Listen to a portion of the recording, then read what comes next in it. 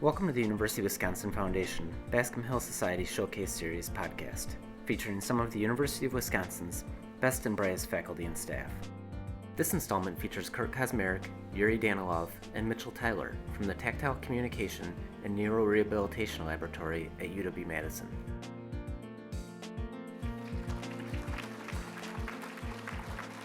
Thank you, Sandy. It's a real pleasure to be here with you today. And it really doesn't matter whether or not I'm provost, as it turns out. My interest in this particular project in this field actually predates everything except for being chair of medical physics. Because when Paul Bach-y-Rita came to campus, he spent a lot of time in the vicinity of our Department of Medical Physics for kind of obvious reasons. And his level of creativity was simply spectacular. And he would describe some of his ideas.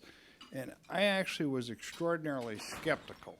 It never occurred to me that the degree of brain plasticity and malleability that would be available to us going forward in the future would really be at the level that he prescribed and suggested. Moreover, how one would execute any kind of technical device to actually take advantage of that. I immediately imagined a room full of computer racks that was probably weighed something like 4 metric tons and could be moved only by Reynolds transfer company.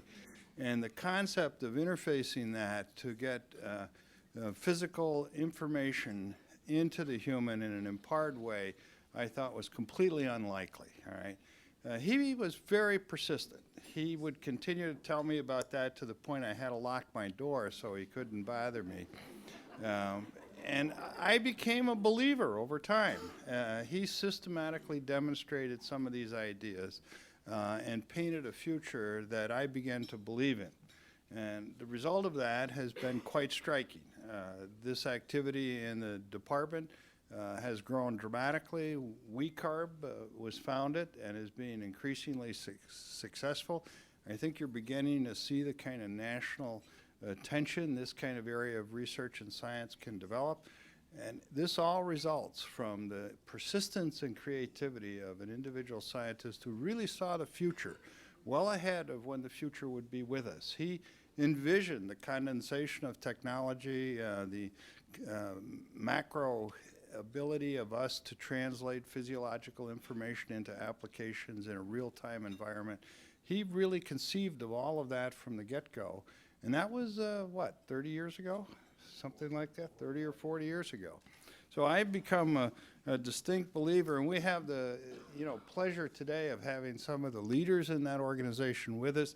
Kaczmarek, you've been with it since 1992, so it was about the time I was moving over to the dean's office, as a matter of fact, sort of the end of the medical physics part and movement into the dean's office. And Yuri Danilov, who is sitting over here on my left, and these two young individuals, maybe not so young anymore, have been carrying the torch. We regret deeply the passing of Paul from our environment. But he left a legacy that was really quite striking. So you're going to hear a few remarks today from Mitch Tyler, who is a member of that team and has been a major engineering force with respect to this. This is really now a combination of engineering, science, physics, and neuroscience. The level of neuroscience is extremely exciting. So I think you're going to hear some things that you hadn't anticipated or appreciated, and I hope you find it as attractive and endorsing as I do. Mitch?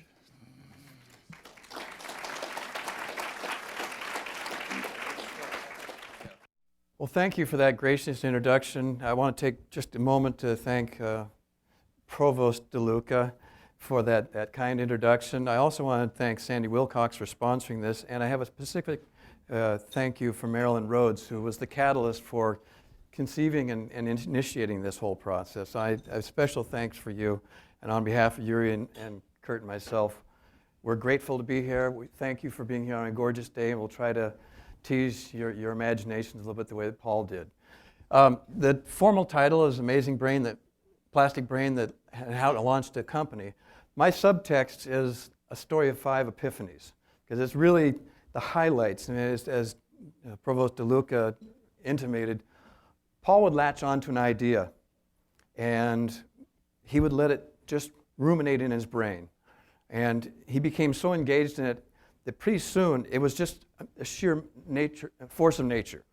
He would get you so convinced of it, and he would just keep driving at these things that pretty soon, even as you indicated, the most skeptical and cautious of individuals, you can't help but believe that Paul was onto something.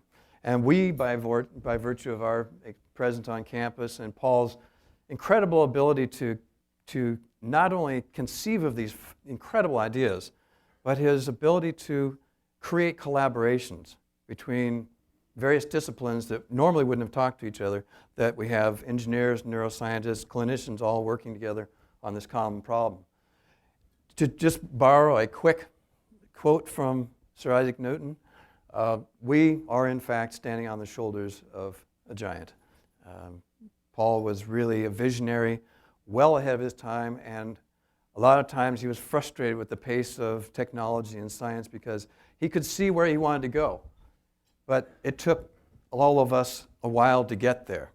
Now, fortunately, we are there, and I wanted the rest of the presentation is to specifically address how we got to where we are right now. I'm going to share some clinical data that we've just accumulated in the last year. But before we get to that point, I'd like to go forward just to give you a quick background. 1960.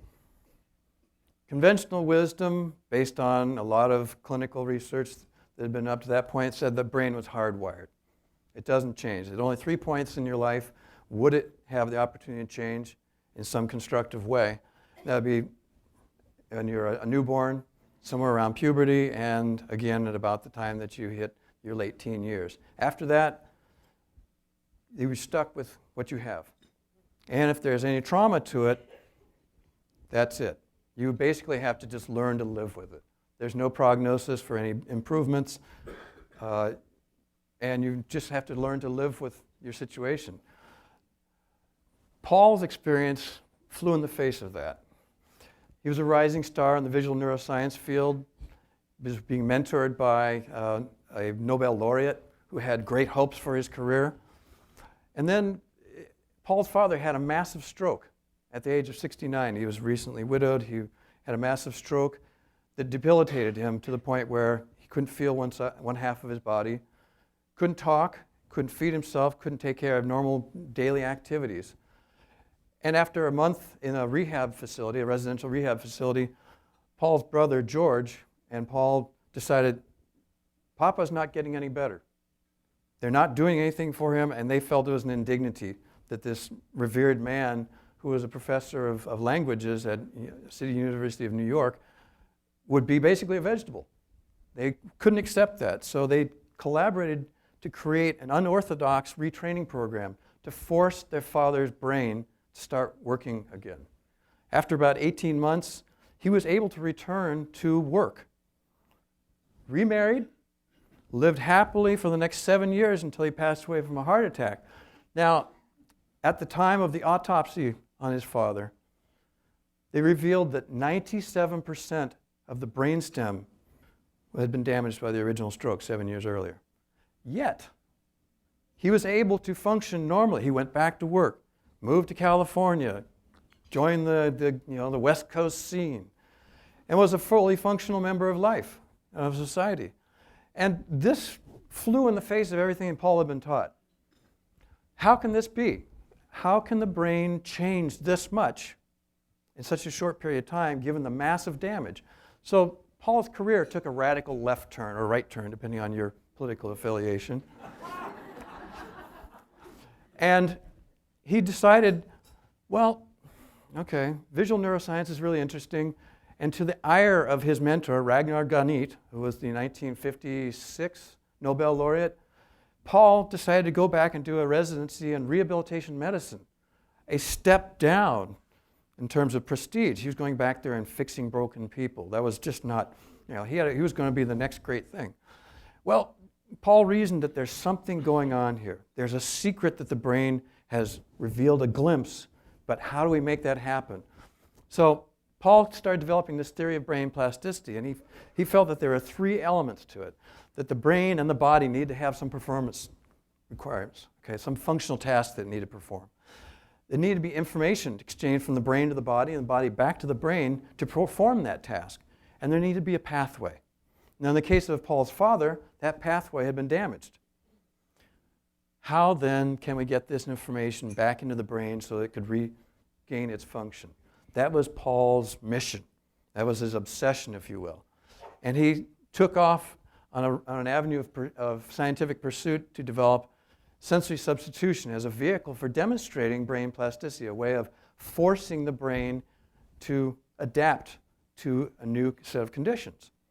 So how would we do that? Now, let me just back up here for a sec. Sensory substitution, this is not a new concept. This is as old as civilization, right? The long cane is a perfect example.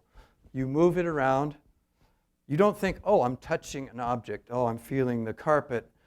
I'm feeling the wall. I'm feeling the fire hydrant. Very quickly, with training, the information that the end of the stick picks up becomes a map of the environment.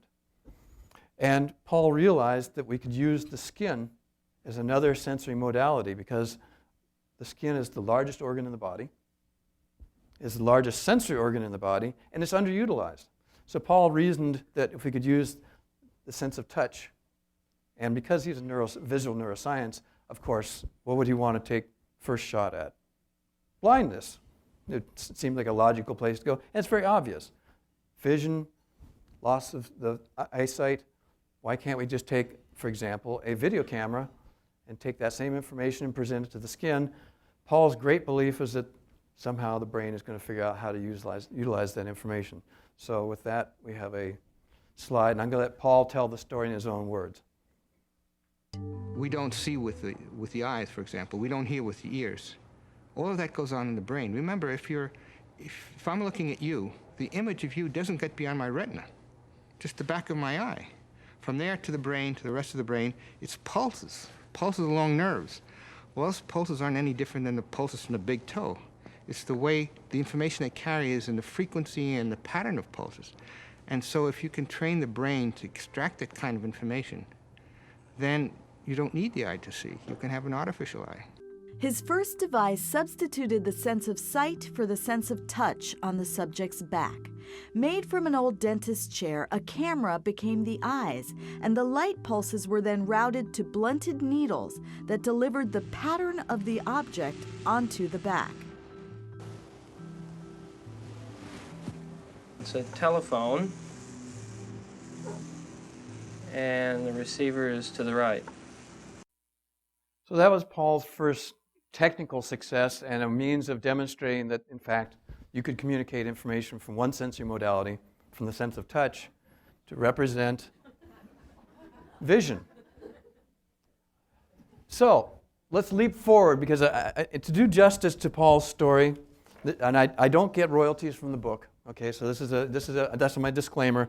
If you want to read more about Paul's story and about the amazing frontier of neuroscience, I recommend this book, The Brain That Changed Itself by Dr. Norm Doidge. It has a number of stories in there. We, by some great fortune, are the first chapter in there, but it's a fascinating read. It's like a science adventure novel at the boundaries of science. So, Paul reasoned, okay, we spent the next 20 years trying to figure out how to get information into the brain via the skin. And one day, Paul kind of pigeonholed Kurt and said, I got this idea. Now, as engineers, we don't like to have current passed into the body, right? The body is designed to not have electricity pass through it. Well, Paul said, but the tongue is a great place to provide this stimulation. Now, on the video you just saw, that was a large dentist chair with vibrotactors in there, right? Not terribly portable, right? If you want a truly useful device, something that you could wear. If you're a person with a visual disability or blindness, you want to navigate in your environment, you would want something that's wearable and that's discreet. You could have a little pair of glasses, go out into your environment, and be able to tell where you are in space. Paul thought the tongue is a perfect interface. Every child who's ever stuck a 9-volt battery on their nose Spit is a really good conductor. It's a safe environment. We could stick it right on the tongue, okay, an array of electrodes, and we can control the stimulus. Now this is where Kurt comes in, because he spent the better part of his career figuring out how to control current being passed in the body. In our lab, we don't allow profanity, and the S word is in shock. Shock, that's a profanity in our lab. We do not shock people. That's uncontrolled current. We provide stimulation, and we can control that stimulation. And in this case, one of our patients, actually the first patient that we tested on, described it feels like champagne bubbles. So, forward.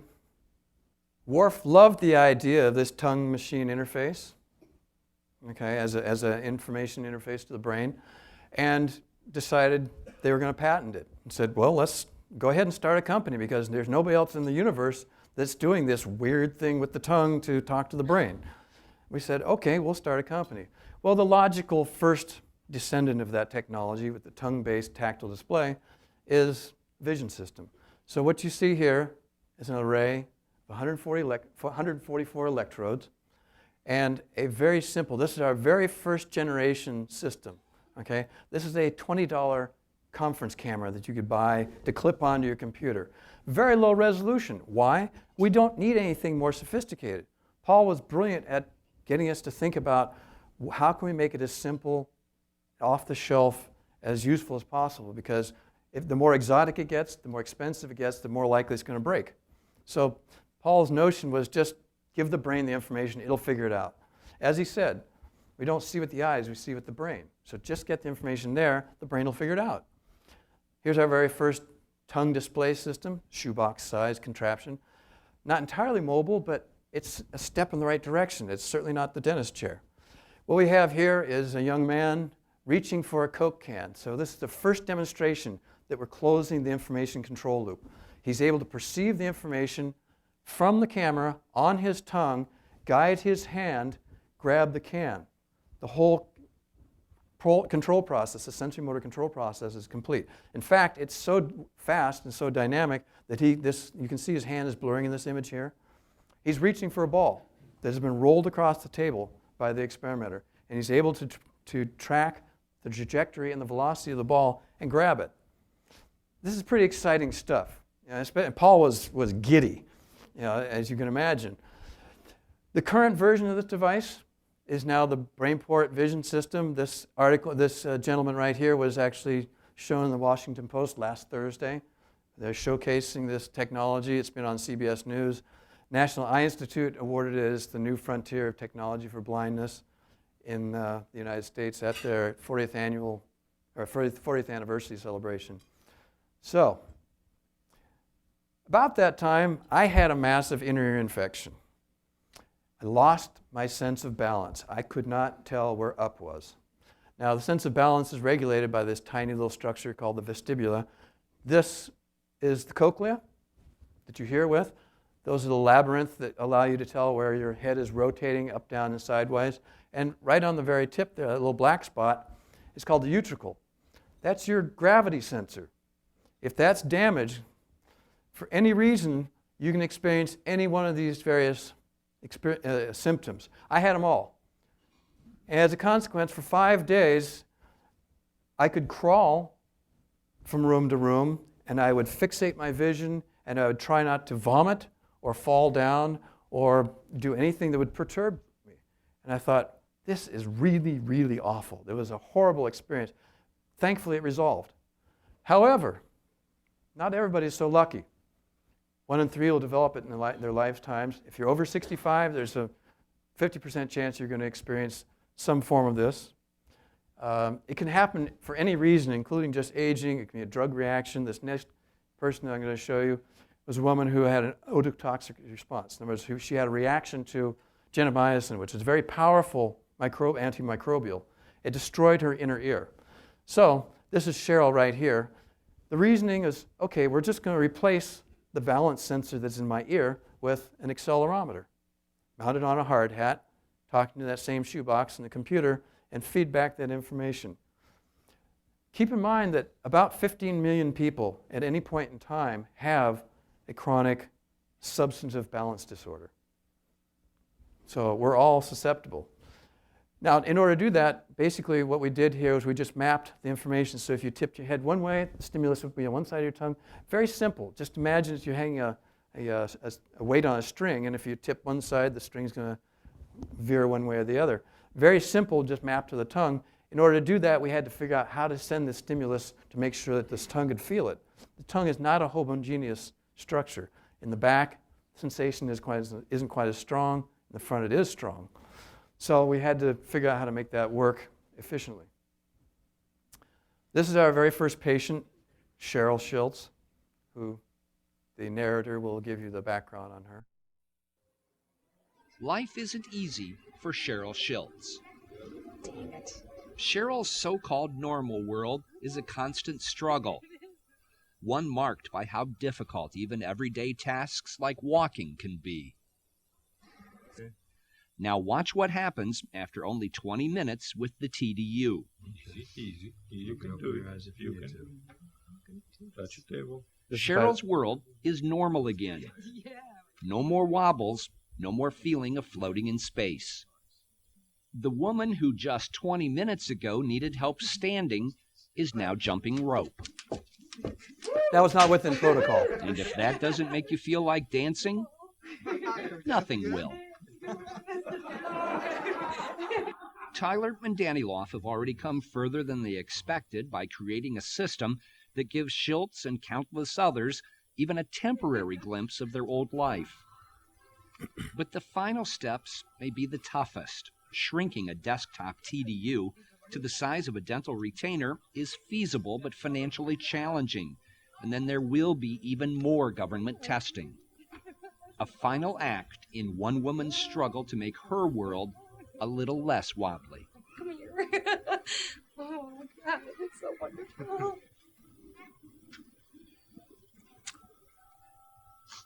So that was in 2002, okay?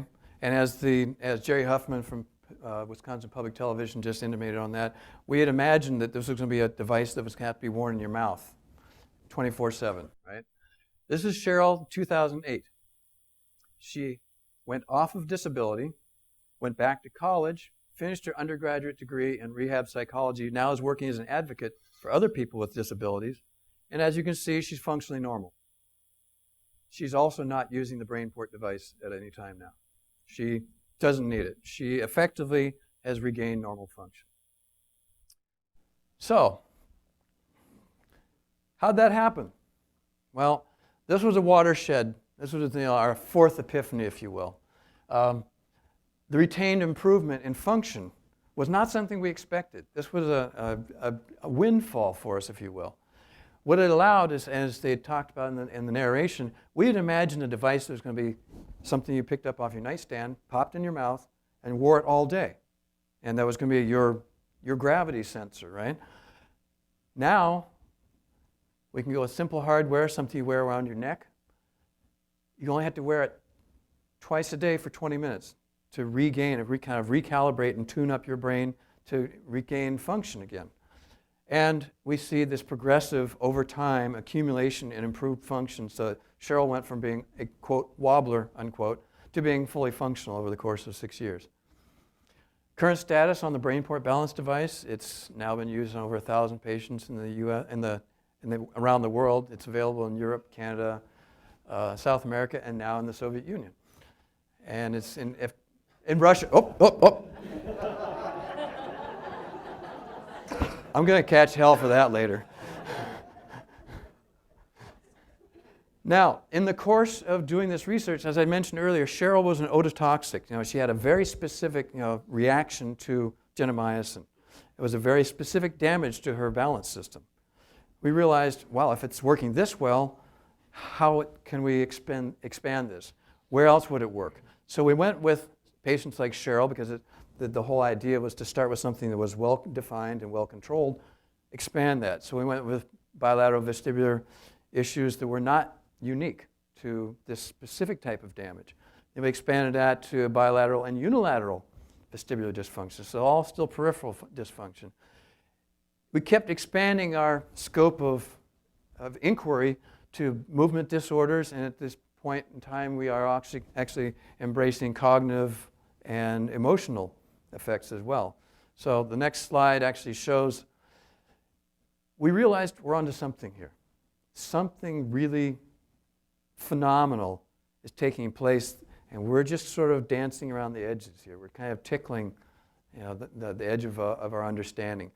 We started out here, ototoxic. So these are all problems with the sensor itself. It's a peripheral nervous system problem. These are central, so it's something more deeper in the brain, or something that doesn't even relate to the vestibular system at all.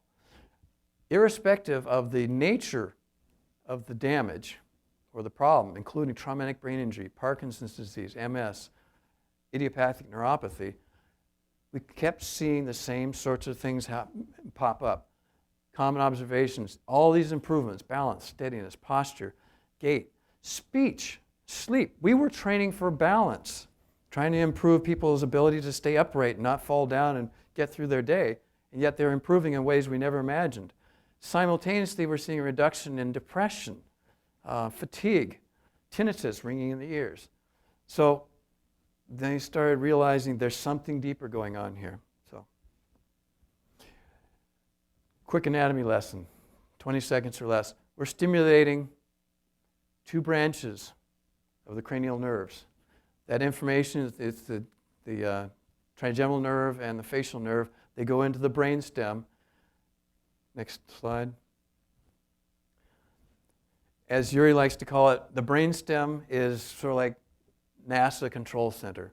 It's the most compact region of the central nervous system. It's where all of the cranial nerves converge, all the pathways going to the brain from the body, all the sensory information going up to the brain, and all the motor control signals from the brain to the body all pass through the brainstem. You have this massive convergence of information going both ways. It's like, to paraphrase Vice President Gore's analogy, it's the information superhighway of the body, or of the brain. And he didn't coin that, right? So this was the fifth epiphany. And this is something that Yuri was driving at for a while, trying to understand what was going on here, is that we were modulating the brain. When you look at modulation, it means to modify or to exert influence. We realized that and the question was, how can this tiny little signal that we were presenting to the tongue affect so many symptoms under so many circumstances? What's the common thread here? Well, neuromodulation. We're modulating brain function. So we thought, okay, well, if this tiny little signal from this balance device is having this effect, let's amp it up. Let's make the whole thing, put it on steroids and make it work even better. So we use a new stimulation routine on a different type of display. And we're actually now injecting about 1.3 million spikes, little tiny electrical stimulation to the brain to create action potentials, excite the brain, get all the healthy tissue firing together, synchronizing it, making it work, and enforcing this cooperation within the brain. As Mike Merznick, who is another one of the leading neuroscientists, and he's represented in the book here, if it fires, it wires, getting the brain to talk to itself in a coordinated fashion. Now, that's only half of the equation. The other half is that's the brain trying to tell the body what to do. But if the body can't follow, there's no point in going through these exercises. So what we need to also do is have these targeted exercises, either physical or cognitive exercises, to make sure that the brain is talking to the body is talking to the brain. The goal was to actually force neuroplasticity, to induce it, to basically drive the system to start working again after a trauma, irrespective of the trauma. It doesn't matter what the cause is. We can deal with balance, movement disorder, gait problems, and now we're starting to see evidence of cognitive and perhaps even mood disorders as well. So, increased magnitude of the rate spectrum and positive effects, reducing the symptoms, and we think it's universally applicable. So, now just to give you context, okay, neuromodulation is not new. You've probably heard of deep brain stimulation, application for Parkinson's disease. It's highly invasive, but it does work quite well. Cochlear implants have been around for 25, almost 30 years. Vagal nerve stimulation, you've probably heard about that as well, as an implantable device to deal with epilepsy. We're taking the middle road. Okay, that's the high road. These are high-tech approaches, but we took the middle road, a non-invasive approach, using existing pathways. As long as the tongue and the nerves that innervate the tongue are active, we can pass a signal in there, get it to the brainstem, and start to affect these changes. We train for balance and movement, but we see broad spectrum effects. So at this point, we've seen the evidence, we developed a theory. Now we wanted to test the hypothesis, because this was all great and wonderful, but you try to say, we think we can change your brain. We can fix your brain. I would be a little skeptical if somebody says, I'm going to stick this thing on your tongue and I'm going to fix your brain. And you would be right to be skeptical. We're even skeptical within our lab. We still don't believe all the results that we get. So we wanted to actually prove it to ourselves, first of all, second to the scientific community, and third to the clinical community, because they're the ones that are actually going to deploy this, if it in fact works. So our very first exercise was to just see, can we see changes in the brain in response to the stimulation? Well, that took a number of things. We wanted to actually use this, a modified training regimen, modified stimulation. Will we see improved function that relates to changes in the brain? That's the second part. I mean, you can stimulate the brain, maybe it lights up or does something different, but does it mean anything? Does it improve function in the real world? And we also had to develop new techniques for imaging the brainstem, because the technology at the time was there, but the specific techniques were not developed, so we had to actually do that. So next slide. This was a very exciting day for us. This was our first collection of results from last summer. What we have here, this is the brainstem. This is the anatomical diagram of the brainstem here. The red indicates the greatest increase in blood flow. Increase in blood flow in fMRI, and it's called a BOLD, or blood oxygen level detection, indicates increase in blood flow. Blood flow is correlated with increased activity. What we see here is these regions are all increasing activity, and they correspond to this huge network of control circuitry in the brainstem. So we are, in fact, according to this data, improving brain function. The next video is going to show something about, now before you actually run it, this individual was a high-salaried sales executive until 6 years ago when she had a car accident, traumatic brain injury, severe damage to her brain, cervical vertebrae were damaged, crushed nerves. She experienced balance problems, movement problems. She's unable to use a cane because she doesn't have enough limb control to be able to lean on the cane without worrying about falling down and hurting herself. Visual field has been deviated by about 30 degrees. She went to 11 different neurologists or neurotologists over the course of 5 years. They all said, well, we can fuse your spine, and here's a pair of prismatic glasses to correct for this visual field deviation that she had. Her eyes would be pointing straight, but the image looked as though it was coming from about 30 degrees off axis. She had to wear a pair of prismatic glasses to walk around in the environment and hang on to somebody's arm or to a wall because she couldn't trust using a cane. So, this is one of the tests we do. It's called the dynamic gait test. This is just a simple walking task, something we all take for granted. She is unable to make even the simplest movements through her environment. This is her after 48 minutes. She's not only walking straight, she can look down, look up, and navigate around these cones. And this is 5 days later. Her symptoms abated. She still had some headaches. She still had visual hypersensitivity, so things moving in her visual field would upset her. The color red, for some reason, was very disturbing to her. But for 4 days, she felt better than she had. She felt, as she said, practically normal. You good old boys have fixed me. Okay? Then the symptoms started to subside. She couldn't use the device. She went back to her home in Alabama, and now she's back to where she was. But we can impact these individuals. Okay? We can make dramatic changes in brain function in a very short period of time. So that leads us to the next study. We thought, okay, this is fantastic. We are able to make significant changes in the brain. let's try this on another population that is underserved. There is no cure for MS. There's no treatment even for the symptoms except for one pharmacological agent, and I'll reveal that at the end.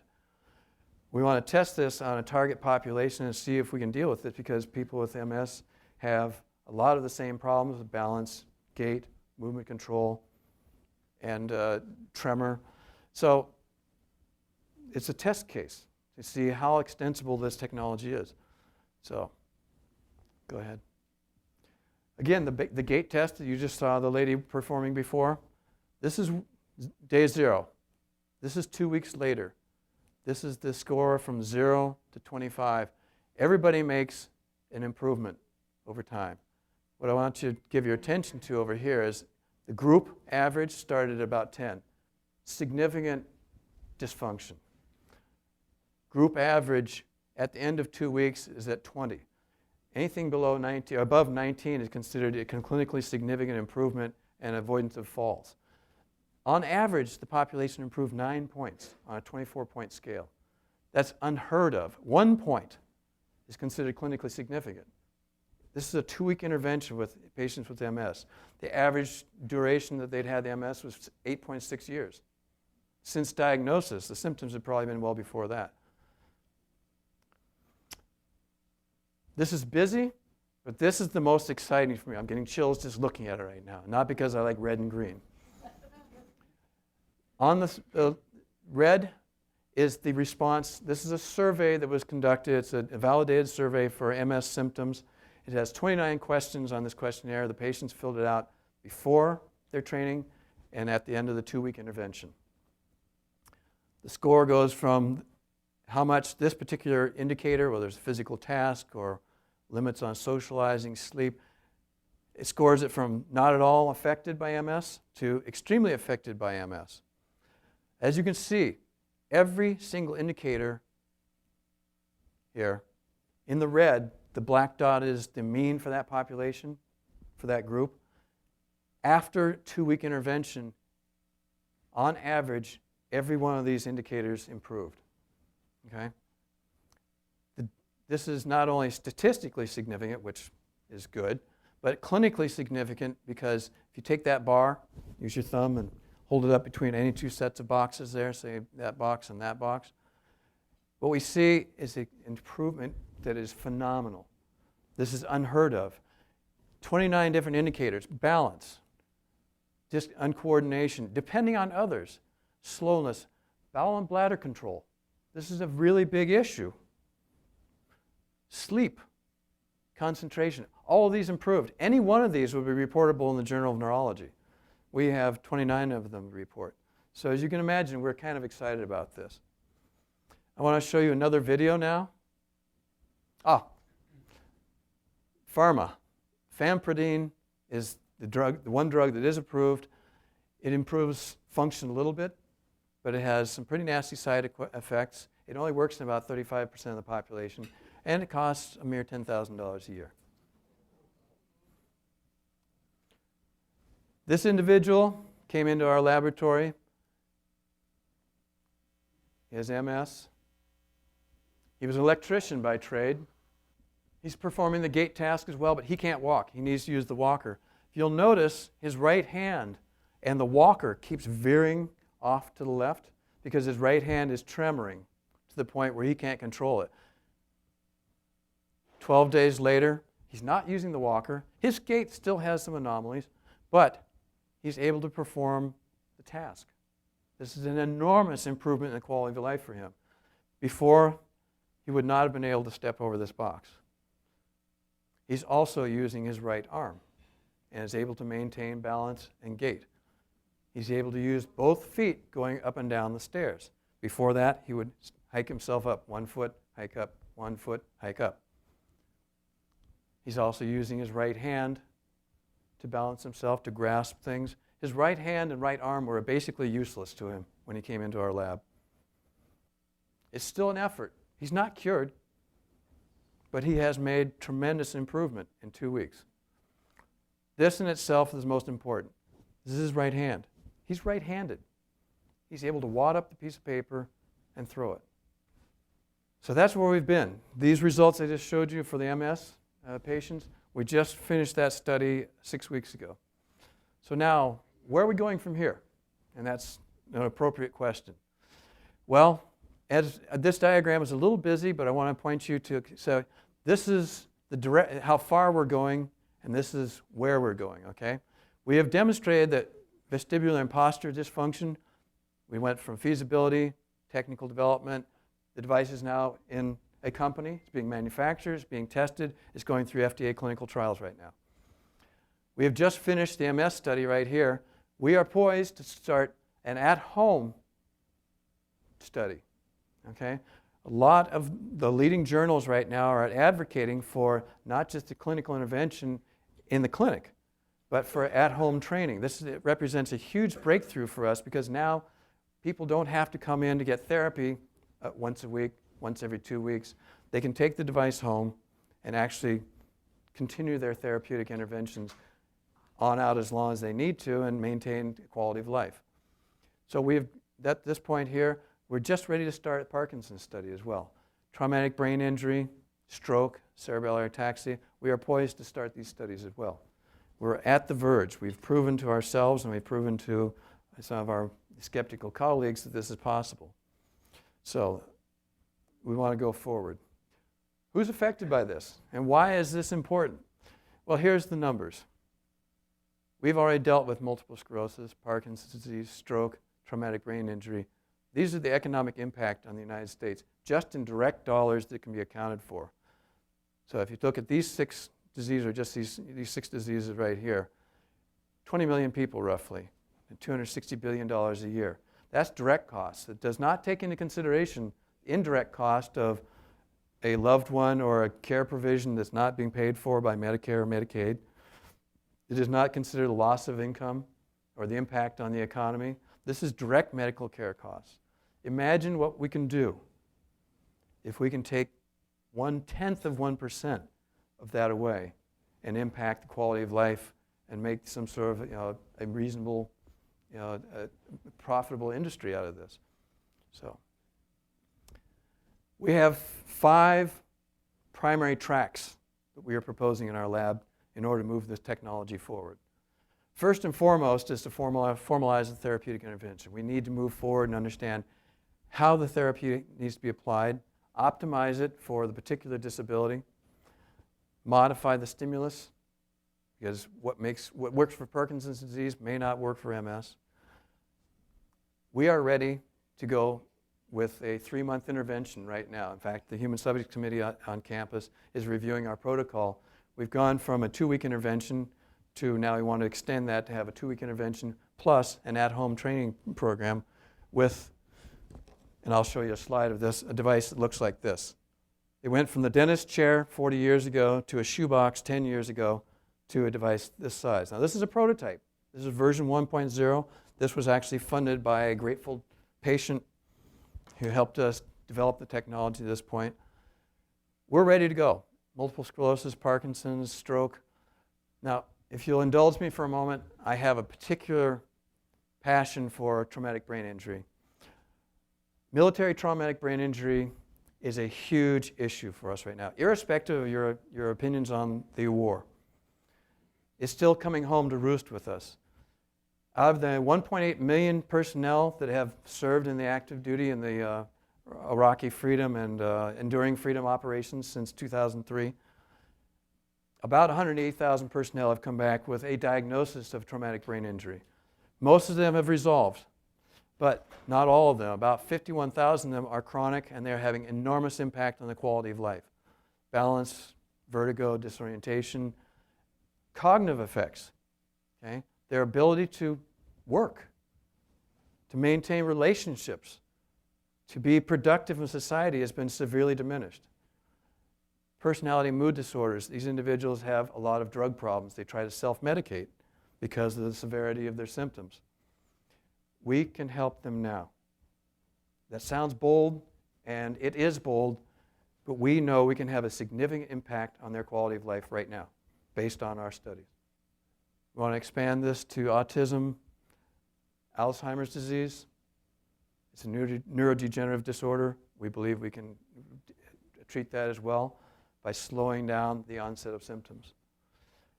Aging effects as well. So it's an aggressive agenda, but we are confident that we can go forward with that based on the results we've had so far. Now, in order to do this, we're going to need help. We're 3 guys in a lab over in the med school. And we want, this sounds grandiose, but we want to change the world. Going to need a whole lot of help, okay? So we want to establish, and we've been talking with the administration, making the first initiatives to establish a center of excellence on the campus, within the university, within the existing departments, but intentionally forging collaborations between departments that traditionally have not been all that involved with each other. Now, there's a lot of steps we have to go through to get there. But the benefit of this is that we can take it out of our lab, get into the clinic, into clinicians' hands, into the home, start having a standard training regimen, increase the access to the technology, and to start propagating this in waves from the 3 of us to a clinic on campus, to other clinics on other campuses, into the clinic in your neighborhood. Again, ambitious, but it's the only way this is going to get out there and start changing the world. Obviously, this funny-looking little cocktail stirrer, if you will, needs to evolve to the next generation. We need to develop this, the next step, probably 2 generations. We need to license the technology and get it developed so that it's ready to go into commercial production. It's going to need regulatory approval. This is not going to happen overnight. But this is the pathway towards getting this device commercialized. When it does become commercialized, we will be positioned to go into the $2 billion a year neuromodulation market. Okay, it's huge and it's growing. Again, 3 guys in a lab, neuroscientists and engineers. We want to expand our understanding of what's going on at an underlying level. What's actually happening at the brain, at the cellular level, at the synaptic level. How are these global changes being affected? How can we optimize that process? How can we maximize the benefit with the least amount of intrusion on your life? We don't know.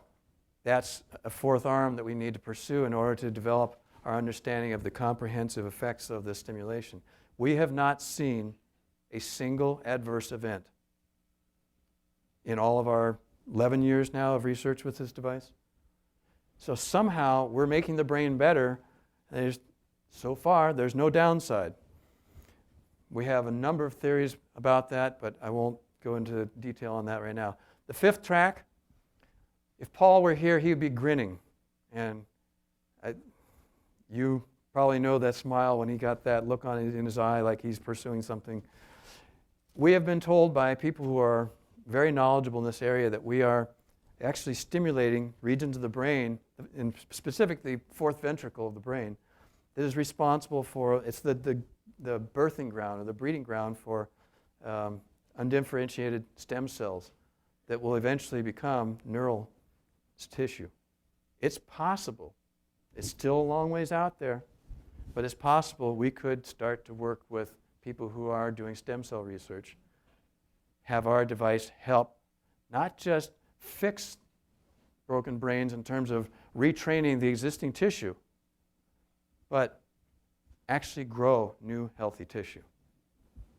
Seems kind of fantastic, I agree, but people that are much smarter than we are about these things seem to think that there's a lot of promise there. So maybe that's Epiphany 6. Just to, again, context, we are working with colleagues in biomedical engineering, neurology, departments all over campus. We have a number of colleagues. So I misspoke in a way in that it's not just the 3 of us. We actually have intensive collaborations with a number of departments and colleagues on campus in order to push this forward because we can't do it alone. There's so much to be learned. We're also collaborating with the leading neuroscientists. Again, a little plug for the book here. Mike Merznick at UCSF has developed this a new way of, the chapter is called Building a Better Brain. And Pasquale Leone is a new rising star in neuroscience at Harvard. Yuri was just out there 2 weeks ago in his lab. We're working out a collaborative relationship. He was here for the inaugural lecture for the Bach-y-Rita Memorial Lecture Series. Anne-Marie Spiteau at Montreal, he's a leading researcher in fMRI. We also are getting a lot of inquiries, literally every day, from either patients or colleagues around the world. So other people are sensing that we've tapped into something pretty vital here too. So stay tuned. We've got some exciting news to share with you in the future. We would be remiss to not thank at least a partial list of the people who have gotten us to where we are right now. It's much more extensive than this. This is just the people that we have had immediate impact, have immediately impacted our work, as well as the graduate students that have worked with us. This could be pages of people that got us to where we are right now. And the funding that got us to this point are numerous. We would not have gotten here without the gracious funding of the federal and private foundations. So, capping things, right on time. We have developed a therapeutic toolbox. It's still primitive. We've demonstrated it in one clinical population. We've got small numbers in 3 other populations. We see the extensibility. So far, we're the only ones that are doing this. So we think we are really well positioned to move this forward. And the thing, as you saw with Cheryl or with the other patients, is that we get big dividends. Every time we get a hug, it's worth $1 million.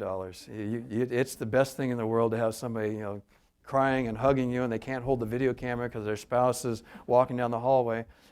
I can't tell you how many times people have walked in with the walker and left with the walker under their arm or the cane under their arm. They don't need it anymore. In fact, Cheryl, the very first patient you saw, the balance patient, she gave Yuri her cane. Said, "I don't need this anymore. I'm cured." Technically, she's not cured. What we have figured out how to do is to retrain her brain to assume normal function. And with that, Gary Larson cartoon, even scientists need to have fun. And did I hear the ice cream truck? Oh, there's dessert on the table. So at that point, thank you for your attention. Thank you for your interest. And I will switch off here, and we are more than willing to take questions. Thank you.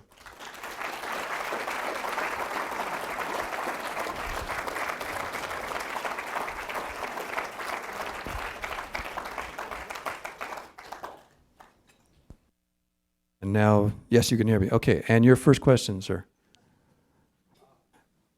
Actually, I'm going to ask you to repeat your comment, and so that everybody in the audience can hear this.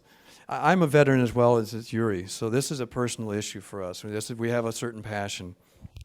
Well, I was concerned about the military, especially because they're the larger group, but there's a secondary group of their volunteers. He mentioned one lady who had regressed, and I could see depression setting in for somebody who had experienced wonderful things and then regression. And I was also concerned about the length of time before they get this up and running and ready for the large numbers in the military. But my greatest concern is paying for it. I think for their volunteers, and especially for the military, it should be free, because we owe those young women who have been damaged in our service. I wholly concur. One side note, we have had patients who we have invited to participate, and when we, truth in research, told them, you will, in all likelihood, get significantly better in this 5 or 10-day intervention. And then because we don't have a device to give you, this was still a shoebox. This device right here is literally 2 weeks old. We've just developed this. In fact, I'm going back to the lab this afternoon to coat it in epoxy to make it use for human subjects. We would tell them, you're going to get better, and then in all likelihood, without use of the device, you're going to get worse. You're going to go back to your old ways. We've had patients decline participation because they didn't want to feel better and then go back. Depression, and as you saw Cheryl dancing and with Paul and jumping rope, the euphoria is followed oftentimes by dysphoria. They got their life back, and then it was slowly wrenched from their fingers. So you're absolutely right. And the military personnel ought to get it for free. Can I add, we have seen on public television veterans who get some care from the VA and from the medical, but once they're back home, whatever is available, they have to find on their own and pay on their own currently. Yes, that's true. This device could be something they could use whenever they needed to for the rest of their lives. It would not be that expensive to stimulate.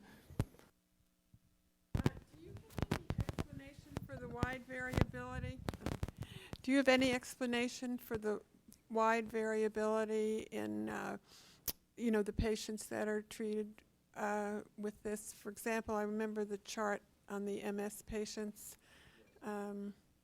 Yes. Everybody comes in with a different set of symptoms and also degree of those symptoms. So that was a small cohort, 9 patients. If we were to test this on 90 or 900, I suspect the variability would reduce over time. And our therapeutic intervention is still imperfect. Yuri, you want to speak to this? Yes, it's very important because every patient is unique. If you probably notice, there are no similar patients, even with simple problem. When people coming with multiple sclerosis 5 years, 17, 23 years after onset of the symptoms, they're coming in a different condition.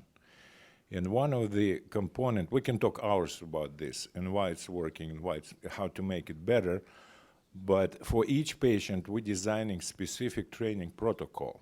So in the 10 years, we developed a set of rules that technology have to be adjusted to each patient.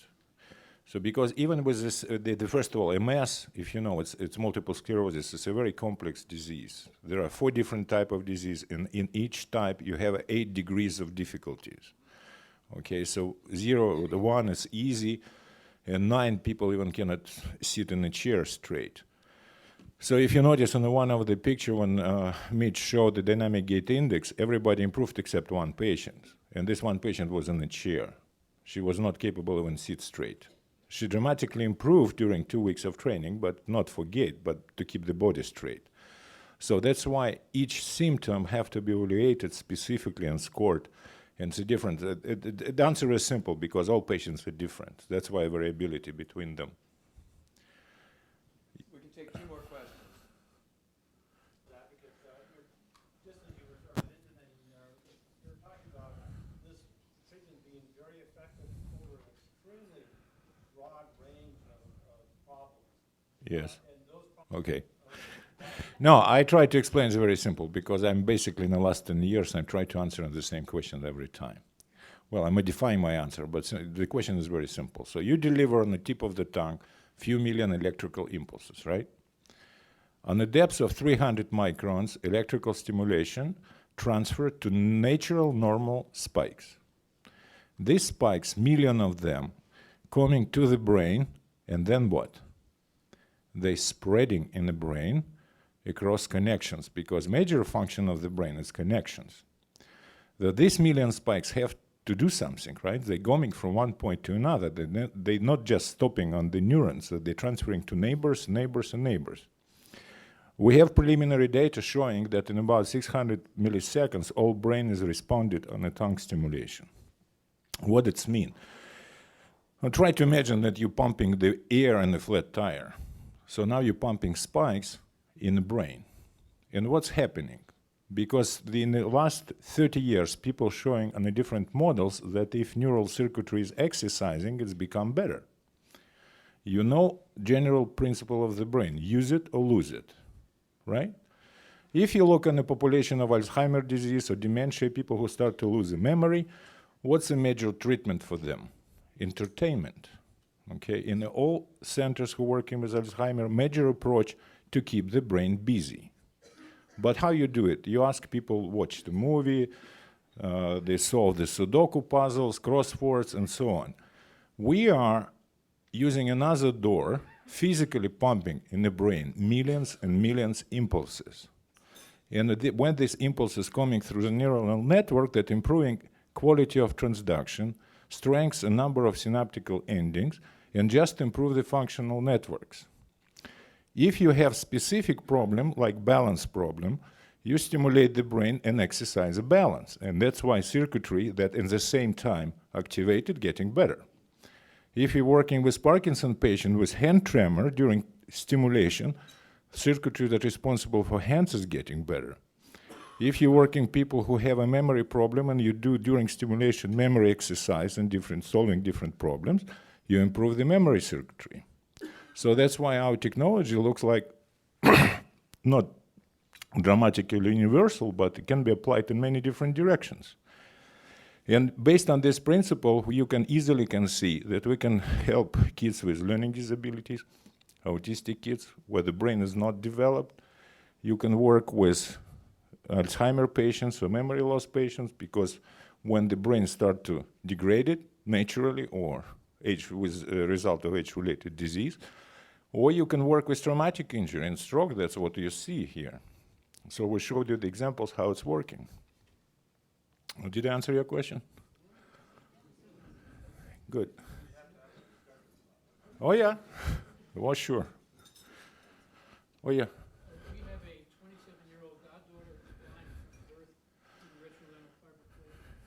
Well, the question what blind people can get right now from this technology.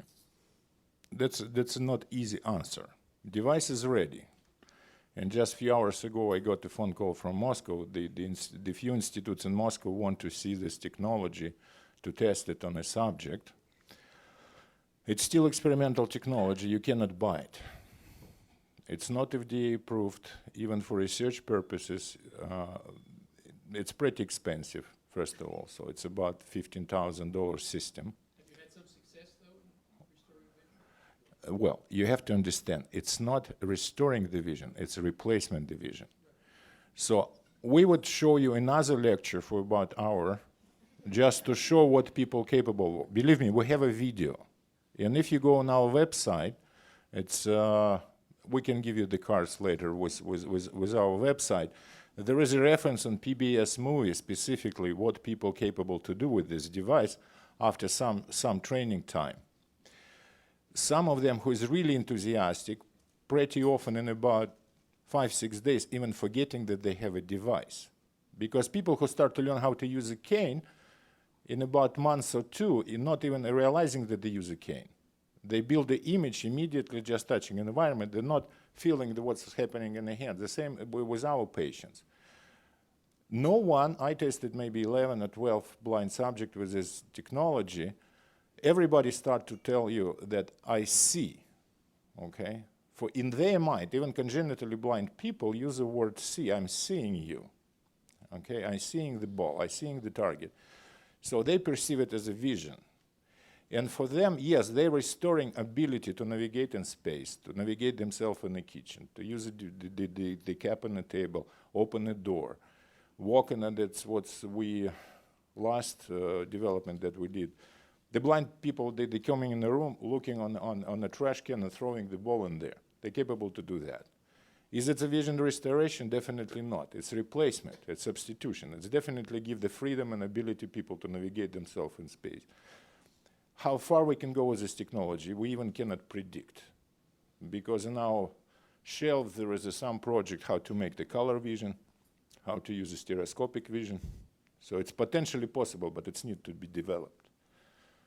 I'm being told we need to be respectful of the clock, and so we will all be here afterwards. Thank you again for your attendance, and thank you for inviting us to present to you today.